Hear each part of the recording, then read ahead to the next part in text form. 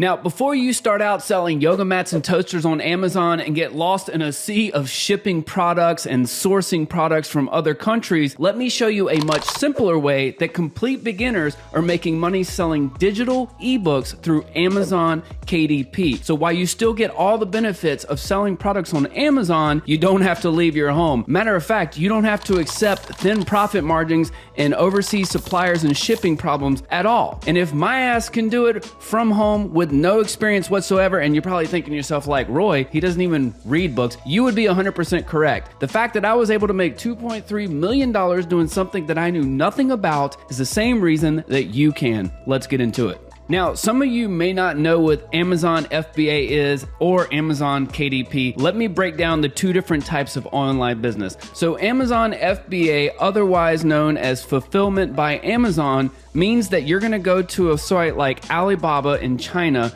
You're going to take a product that's already popular on Amazon, something like a yoga mat, it could be a cell phone case, things like that, these cheap items that you normally buy on Amazon. These are typically what we call private label products. Someone just like you and me gets an idea, they reach out to Alibaba in China, they have them source the product, they call it private label, and then they have to have it shipped back to America, and then Amazon stores it in their facility. So we call that Fulfillment by Amazon. The other model is Amazon KDP, which is what I personally love, which is where we sell digital ebooks on Amazon. Now, clearly there are a lot of different ways to do this, but the way we like to do it is we do fiction novels. Now, what makes this amazing is you go on a site like Upwork, you pay someone to ghostwrite a book, you own 100% of the rights, you then upload that Microsoft Word file to Amazon, literally that's how simple it is, and that book then becomes for sale. Now I want to talk about profit margins from Amazon FBA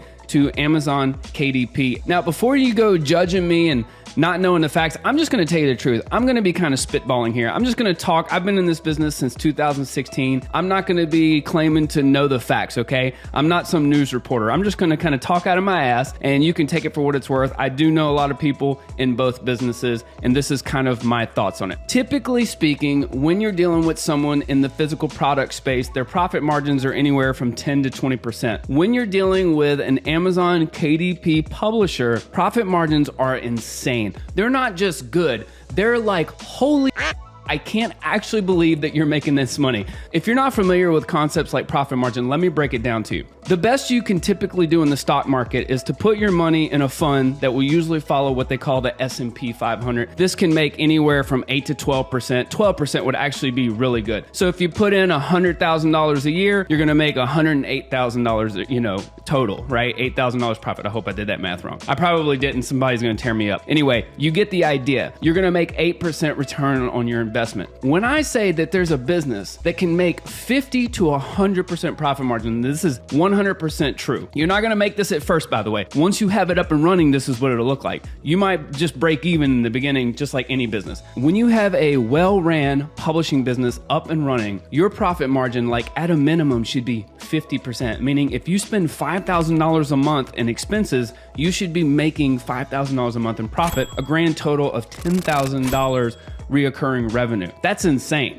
You're not gonna make that in physical products. There are people that make that in physical products, but they're very few and far between. But the amount of people that can actually make 50% profit in Amazon KDP is extensive. Now, I touched on this briefly at the beginning, but let's just go ahead and talk about logistics and operations. If you're dealing with a physical products business, you have to get that from overseas. Most of the time, they're getting it from China. That's not all the time, but 99% of the people that are doing physical products are getting it from a factory in China. Now, think about that. You have to spend thousands of dollars for some physical inventory. You can't just fly over there. You're gonna be doing this all over the phone, and you're just gonna hope and pray that things work out. You're gonna hope and pray that it gets shipped over correctly. And you're gonna hope and pray that once you do all that, you can then sell it on Amazon. So when we talk about doing Amazon KDP, you're gonna go on Upwork or one of these other ghostwriting sites. You're gonna literally talk with a writer. You're gonna give them an idea about a book to write. They're gonna write it to you. They're gonna give you a Word doc. Now, which one do you think sounds easier? It's not even a comparison. So one already has better profit margin and one you don't actually have to deal with overseas. What are we doing? Now let's talk about sustainability and scalability. So listen, I'm not gonna lie to you. If you're successful at physical products, you can make a lot of money. There are people that create physical product businesses. The payoff with that is you can actually sell that business for millions of dollars. I personally know someone who did this. I'm not gonna sit here and tell you it doesn't work. The upside to physical products honestly might even be greater than KDP, but the downside and profit margin, it's such a risk, okay?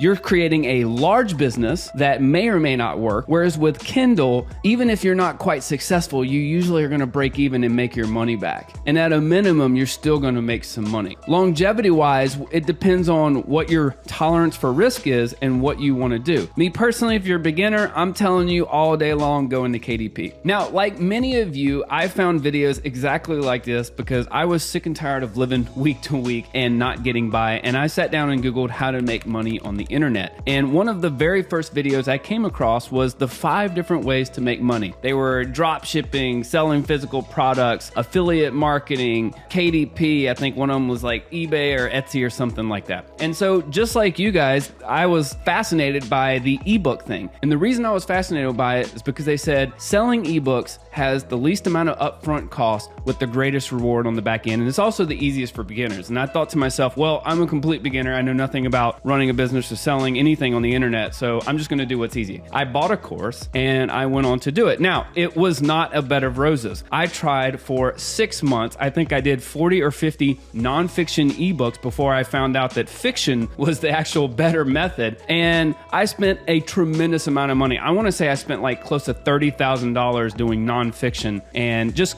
honestly kind of lost my ass. I mean, I might have made a few $1,000s. I don't remember exactly. It was like 2016, but it didn't work out for me. And I didn't feel ethical about it. And I'm not knocking, I know people that do nonfiction, they do it successfully. For me personally, I didn't want to be telling people how to do stockbroking and I know nothing about stocks. I didn't want to tell you how to train your dog and I knew nothing about dog training. So when I found out that people were making money doing fiction novels and it could be a completely made up story, matter of fact, the more fanciful, the better, I was like, clearly I want to do that. And honestly, within a short time, it was 2 or 3 months of doing fiction, and in particular, I was doing romance novels at the time. I was making $20,000 a month. When I ended the year, at the exactly 1 year mark, it was May 2017, I made $60,000 in a month. That wasn't all profit. It was about $30,000 worth of expenses, but I was making like $30,000 a month. Now, if you're doing math, what are we talking about? $360,000 a year? It's a lot of freaking money. I was doing pretty well. Within a few years, I had made $2.3 million doing romance novels. And so the point is that I was able to do it. Did it require work? Absolutely. Did it require me to be diligent? Of course. Just like anything you want to do in life, if you want to be good at it, it requires work. The fact that I was able to do it as a complete beginner is the reason I know you can do it as a complete beginner. So hopefully at this point, I've shown you that selling digital ebooks is way easier than selling physical products. I'm not saying that you can't make money selling physical products. I'm just saying if you're a complete beginner who wants to do something that maybe is not as risky, Amazon KDP is probably a good option for you. Now, let me just give you the quick steps on how you get started with Amazon KDP. And look, obviously I'm giving you the very fast down and dirty, okay? There's more to it and it takes time to be good at any type of online business. But let me just give you the steps so that you can understand how easy it is. Guys, sit down, grab a pen and pad. You ready? I'm gonna show you 4 simple steps. You literally pick a niche, which we tell new people to do mystery, we tell them to do teen and young adult, we tell them to do romance, tell them to do science fiction. Those are your 4 that are going to be profitable. Obviously, there's many variations within those. We call those sub niches. You simply pick one that you want to get started in. Next, you hire a writer on some site like Upwork. You can do The Urban Writer. There's plenty to choose from. Then you simply give that writer an example of a book that you want to write like, and you ask them to pitch you a story idea and a plot based on that. I know, it's stupid. That's how it is. Matter of fact, I actually did this. By the time I made my first $1 million doing fiction novels, I didn't even know what the hell a plot was, all right? Like, I didn't actually learn what I was talking about for like the first 2 years.